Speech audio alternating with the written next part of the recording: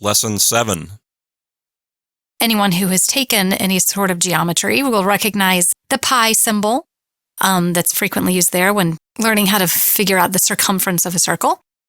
But in Greek, the pi letter was taken and put into the Russian alphabet as their version of the letter P.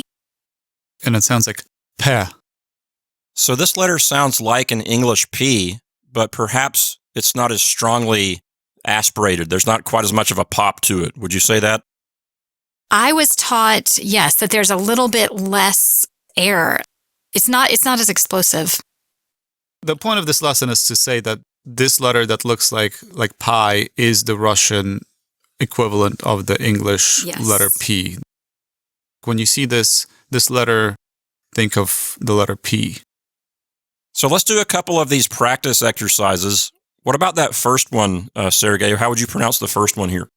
So if I was just reading it as a Russian reader, I would say mop.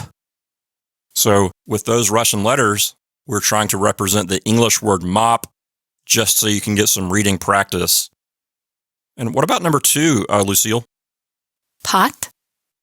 So in the English word pot, the vowel sound is represented by the letter O, but the sound of it really is more like pot. So we've used the Russian letter to spell out the word pot.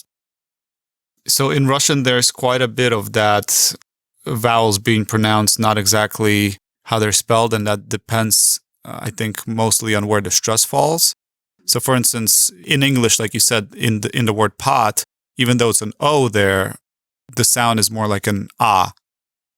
And again, the whole point of this is just to get accustomed to the way the characters sound, not necessarily to have perfect renderings of every word. It's just a gimmick and a practice exercise to help you learn.